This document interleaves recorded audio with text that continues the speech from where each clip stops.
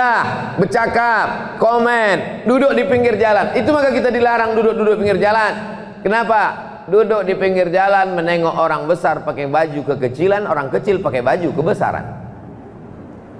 Mau diam merasa tak enak, komen. Sekarang orang pula mulutnya tak bercakap, tapi tangannya, kalaulah bisa jempol tuh bengkak, udah lama bawa rumah sakit. Sarser. Nih, tangannya tidak akan mengasih tanda tangan macam-macam. Pak, ini ada yang mau ditandatangani, tanda tangan yang halal saja. Apa nih? Prasasti masjid. Oke. Apa ini? Pembebasan tanah wakaf. Oke. Apa ini? Surat tanah untuk pos kamling. Oke. Apa ini? Ini Pak, ada sedikit untuk pembukaan salon, ada plus-plus. Arab. Tak mau saya. Ini amanah di hadapan Allah. Bercakap nanti tangan nih. Al-yawma nakhtimu ala afwahihim. Hari itu mulut terkunci. Wa tukallimuna aydihim. Tangan akan bicara. Jangan kalian pancing-pancing saya menandatangani yang izin-izin yang tak jelas nih. Izin itu, izin itu, izin itu. Nanti kita tanda tangani setelah halal bihalal insyaallah. Terjebak kita pada Ramadan. Ramadan, bulan menempa diri kita, bulan pelatihan. Berapa banyak orang saat pelatihan disiplin CPNS, calon pegawai negeri sipil, ikut pelatihan LPJ selama sekian puluh jam. Ini Ustadz nyindir CPNS apa? Enggak, ini cerita saya. Saya waktu itu ikut CPNS dulu, lulus saya. Habis itu dari C menjadi P, menghilangkan C, mesti ikut pelatihan LPJ, calon pegawai negeri sipil. Jam 5 pagi sudah pakai dasi upacara. Upacara pagi, upacara siang, jam 10 malam sebelum tidur upacara. Berapa banyak orang yang disiplin ketika LPJ, tapi di luar LPJ tak ada makna sertifikat itu. Bolos.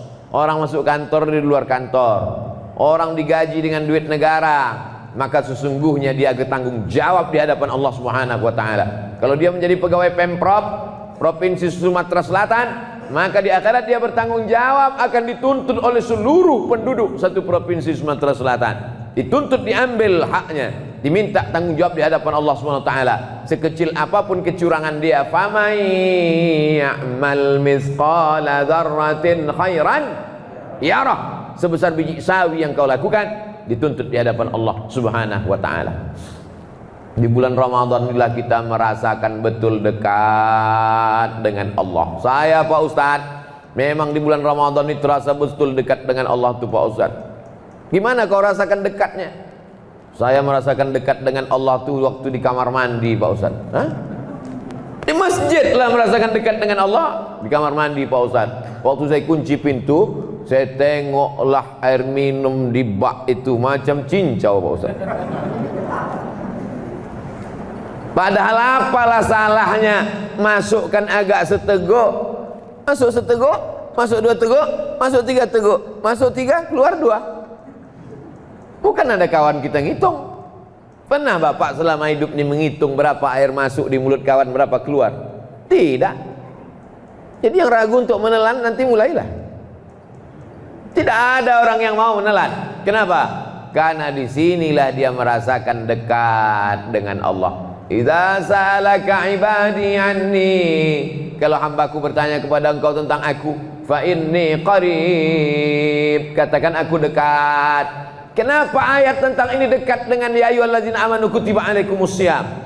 Coba kita tengok di mana dekatnya ayat ini. Ya ayyuhalladzina amanu kutiba alaikumusyiyamu kama kutiba alal ladzina min qablikum la'allakum tattaqun ayyaman ma'dudat faman kana minkum maridan aw ala safarin fa'iddatun min ayyamin ukhar wa 'alal ladzina yutiqunahu fidyatun ta'amu miskin faman tatawwa khairan fa huwa khairul lah wa an tasumu khairul lakum in kuntum ta'lamun syahrul ramadhan alladzi unzila fihi al-Qur'an hudan lin-nasi wa bayyinatin minal huda wal furqan faman syahida minkumus syahra falyasum yuridullahu bikumul yusra wa la yuridu bikumul usra wa litukmilul iddata wa litukabbirullaha ala ma hadakum wa la'allakum tashkurun wa idza sa'alaka ibadi anni fa inni qarib.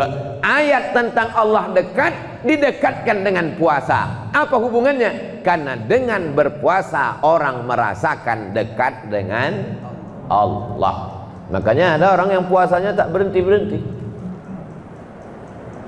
Siapa yang puasa yang tak berhenti-berhenti? Aisyah. Aisyah ibu kita. Aisyah itu ibu kita, Bu. Aisyah itu mak kita, Pak. Enggak, Pak Ustaz. Nama mak saya Ngatiem. Oh lah makcik Ngatiem, jangan tersinggung. Emak kita adalah istri Rasulullah sallallahu alaihi wasallam.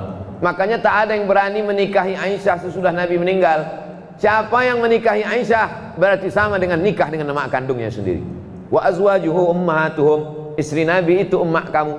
Jadi kalau ada nanti orang menghina Aisyah, diam mulutnya, berarti dia tak mengakui Aisyah sebagai emaknya. Ummul Mukminin, ibu orang beriman, Aisyah. Setelah Nabi Muhammad SAW meninggal, Aisyah berpuasa setiap hari sampai meninggal dunia. Ada lagi sahabat Nabi yang puasa setiap hari? Ada. Siapa dia? Abdullah bin Umar. Abdullah bin Umar bin Khattab, anak Umar bin Khattab, adik Hafsah, sahabat Nabi, adik ipar Nabi, anak Umar bin Khattab, adik Hafsah, puasa tiap hari sampai meninggal. Puasa tiap hari itu namanya puasa dahar. Dahar artinya puasa sepanjang hari. Dahar makan artinya di Sunda. Kumaha atuh damang dahar. Dahar makan. Dahar dalam puasa, dahar adalah puasa sepanjang tahun. Tapi jangan gara-gara ini besok tiba-tiba jamaah berpuasa sepanjang tahun. Tak boleh. Kenapa Aisyah boleh? Dia sanggup, tak ada tanggungan, suaminya meninggal. Kenapa Abdullah bin Umar boleh? Karena dia tak ada menyulitkan. Pak Camat, bapak pegawai, bapak pekerja, ibu yang kerja, jangan puasa sepanjang tahun, nanti badannya lemah.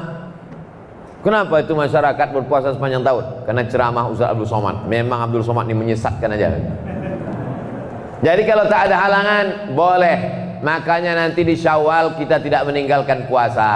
Di bulan Syawal puasa nih kita bawa di bulan Syawal. Man shoma Ramadan, siapa yang puasa Ramadan, summa atsba'ahu sittan min Syawal, diiringi 6 hari di bulan Syawal.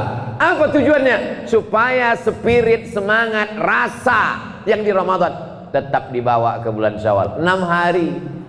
Mesti berturut-turut Pak Ustadz? Tidak. Di pangkal boleh Pak Ustadz? Boleh. Di tengah boleh Pak Ustadz? Boleh. Di ujung Pak Ustadz? Tak apa-apa. Dicicil 2-2 hari Pak Ustadz? Banyak betul pertanyaan, buat aja lah. Kami perempuan kan kemarin tinggal 7 hari Pak Ustadz. Ya. Nanti sebaiknya kami puasa qadha dulu, ganti yang 7 hari atau langsung puasa 6 Pak Ustadz? Kalau afdalnya ganti dulu yang 7. Habis itu baru 6. 7 tambah 6 13 Pak Ustadz. Habislah kue hari raya. Bagi yang melaksanakan puasa qadha 6 hari di bulan Syawal, otomatis dapat pahala puasa sunat 6 Syawal. Pendapat Imam Zakaria Al-Ansari dari kalangan mazhab Syafi'i, dikutip oleh Syekh Atiyah Saqar dalam kitab Fatawa Al-Azhar. Kabar gembira, ibu-ibu qadha saja. Qadha aja 6 hari. Nawaitu shauma qadha, aku niat puasa qadha mengganti puasaku yang tinggal kemarin lillahi ta'ala. Dilaksanakan pada hari Senin bulan Syawal, dapat pahala 3. Qadha lunas sehari, dapat pahala puasa Senin, dapat pahala puasa Syawal. Ustaz Somad, kalau puasa Syawal bertamu ke rumah orang, saya bilang saya puasa. Yang punya rumah tak tersinggung? Tidak, karena dia dengar ceramah saya. Yang punya rumah tak tersinggung. Kalau ditawarinya puasa, ditawarinya Ustaz buka puasa, saya tengok lauknya dulu. Kalau saya tengok di situ ada pindang, tapi kalau cuma nasi kotak ikan asin, enggak lah. Kalau kita sedang puasa, ditawari orang sahibul bait buka puasa, faman syaa falyuftir wa man syaa falyasum. Siapa yang mau berbuka, silakan buka. Siapa yang mau melanjutkan, silakan lanjutkan. Jadi kalau orang sama-sama ngaji, enaknya punya kawan sama-sama pengajian, ke rumah dia kita, ditawarinya makan. Kita bilang kita puasa, dia tak tersinggung. Dan yang dinawari juga tidak tersinggung. Tapi kalau ngajinya beda, sampai hati dia. Mentang-mentang udah tobat, mentang-mentang aku masih satu mazhab sama Abu Jahal, Abu Lahab, tak maulah dia makan tempat aku. Tersinggung. Tapi kalau kita sama-sama pengajian, mengerti sama-sama sunnah, kembali kepada sunnah Rasulullah Sallallahu Alaihi Wasallam. Kami ketika sedang puasa, kata sahabat Nabi, pergi kami ke kota Makkah Al-Mukarramah dari Madinah, pembebasan Fatu Makkah saat bulan puasa. La yalumanna minna shaim al-muftir. Yang puasa tak ngejek yang tak puasa, yang tak puasa pun tak ngejek yang puasa. Kami sama-sama musafir nih, perjalanan luar kota. Yang mau puasa silakan, yang tak mau puasa silakan, yang tak puasa jangan ngejek. Kau puasa? Iya, aku tak puasa ya. Yang tak puasa jangan ngejek, yang puasa pun jangan ngejek. Kau puasa? Iya, neraka jahanam tempat kau. Oh enggak, ini kan ada dispensasi. Faman kana minkum maridan, siapa yang sakit, aw ala safarin, musafir, perjalanannya 89 km, jarak qasar salat. Dek, abang buka puasa ya. Kenapa? Perjalanan nih, kemana? Beli ikan ke pasar. Kenapa bang berbuka? Kata Ustaz Somad, kalau ada perjalanan qasar salat 89 km. Iya memang, pasar itu dekat, tapi karena sedang capek ini jauh terasa. Tak bisa pakai rasa-rasa agama ini. Dia ada aturannya, ada fikihnya, ada rukunnya, ada syaratnya, ada wajibnya, ada sunatnya, ada makruhnya. Ibadah tidak bisa kita tambah-tambah, tapi berbuat baik, bersedekah, berinfak, silakan berkreasi. Nah, ini semua adalah aturan yang diberikan Allah Subhanahu wa taala. Keluar bulan Syawal, masuk bulan Zulqa'dah. Zulqa'dah, Zulhijjah, Muharram. 3 bulan berturut-turut bulan Arab. Wa minal hurumi fasum. Bulan-bulan Arab berpuasalah engkau. Itulah dalil orang banyak puasa di 3 bulan haram. Zulqa'dah, Zulhijjah, Muharram. Safar. Puasa apa kami di bulan Safar Pak Ustaz? Bulan Safar. Bulan Safar berpuasa Senin Kamis. Senin Kamis, Senin Kamis, Senin Kamis, Senin Kamis. Bagus. Kalau cuma Senin Kamis kecil lah Pak Ustadz, lebih banyak lagi saya sanggup. Tingkatkan. Senin Kamis cuma 8, tambah lagi 7. 8 tambah 7, 15. 1, 3, 5, 7, 9, 11, 13, 15, 17, 15 hari berpuasa. Bagus. Banyak orang sehat karena puasa nih. Saya jumpa Pak dokter. Dokter yang mestinya sehat, ini dokter sakit 20 tahun, sakit diabetes mellitus, gula, kencing manis. Saking kan stresnya saya kena vonis sakit nih Pak Ustadz, saya minum aja teh itu banyak-banyak gulanya. Tapi Bapak sakit gula, kenapa Bapak minum teh banyak gula? Saya mau cepat mati. Karena udah divonis, untuk apa lagi hidup ini? Makan tak enak, tidur tak enak, selapang angin tak meletus, kena gula. Maka saya pikir bagus saya minum banyak-banyak, yang penting saya cepat mati. Terus Bapak mati? Tak mati-mati. Akhirnya saya puasa Pak Ustadz. Puasa sampai hari ini sehat. Dokternya masih ada di Pekanbaru. Tak mau sebut nama, menjaga kode etik jurnalistik. Nanti Bapak Ibu pergi ke Pekanbaru, saya jumpakan sama dia. Saya bawa ke rumah sakit, bagaimana puasa menyehatkan dia. Padahal dia dokter. Dia sehat dari sakit diabetes, bukan karena kedokterannya, tapi karena jurus sehat dari Allah Subhanahu wa ta'ala. Makanya yang ada sakit-sakit diabetes, sakit apa, sakit macam-macam, banyak-banyak berpuasa. Itu Pak Ustadz, kawan saya itu puasa sunatnya rajin, tapi pemarah, emosional, temperamen, pengamuk. Gimana tuh Pak Ustadz? Gara-gara dia puasa itulah marahnya jadi turun begitu. Kalau boleh dia tak puasa, mungkin lebih dahsyat daripada itu lagi. Cara Allah Subhanahu wa ta'ala, kita makan buah, beli ke pasar buah, cantik buah bukan main. Buah jambu dibelah, rupanya luarnya cantik, di dalam berulat. Jambu berulat. Kenapa Ustadz ingat jambu berulat? harganya mahal, duit habis, ulat yang mau dimakan tak mungkin. Tapi begitu kita beli apel, bukan apel Pak Ustadz, apel, terserahlah mau apel mau apel. Begitu dibeli apel, dibelah, tak ada ulatnya. Kenapa apel tak berulat, kenapa jambu berulat? Apakah karena ulat ini orang kampung tak tahu makan apel? Ternyata apel itu disemprot pestisida. Ulat tahu, kita tak tahu. Ikan asin itu kan bau, tapi tidak ada lalat yang berkerumun. Kenapa lalat tak mau berkerumun di ikan asin? Karena lalat tahu bahwa ikan asinnya pakai formalin, pengawet mayat. Kita beli, kenapa? Kita tak tahu. Jadi kita ini banyak mati karena tak tahu. Makan ikan asin pakai formalin, masuk ke badan menggumpal. Makan apel pakai, makan pir pakai, makan buah-buahan rupanya disemprotkan pakai pestisida. Dicuci tak hilang, kena air panas tak hilang, masuk ke dalam darah menggumpal, tidak bisa diolah oleh tubuh. Yang lain-lain membusuk, tapi racun-racun ini menggumpal dalam badan sehari, sebulan, setahun, 2 tahun, 50 tahun, menggumpal jadi kista, menggumpal jadi penyakit, menggumpal menjadi cancer, cancer. Apa nama penyakitnya? Cancer. Orang kita payah nyebut cancer, kenapa? Kanker. Bagaimana cara menghilangkan kanker ini? Datanglah jamaah memberikan kertas selembar kepada saya. Kata dia, badan kita ini bisa memakan dirinya sendiri. Badan kita ini tiap hari makan.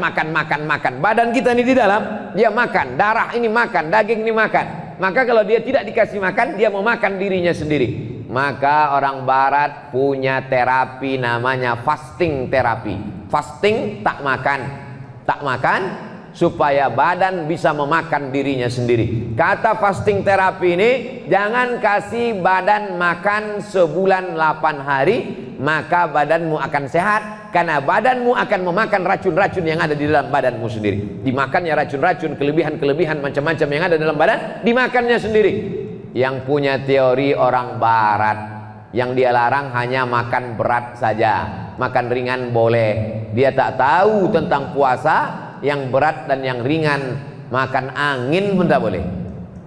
Begitulah Allah Ta'ala. Begitu saya baca bahwa fasting 8 hari bisa menyelamatkan badan, subhanallah, masya Allah, tabarakallah. 8 hari kata dia, pas macam 8 hari yang diajarkan Nabi. Senin, Kamis, Senin, Kamis, Senin, Kamis, Senin, Kamis. Mahasiswa-mahasiswi, pelajar sekolah pesantren bagus, Senin, Kamis. Belanja tak berkurang, bisa simpan uang jajan untuk paket nonton Abdul Somad official.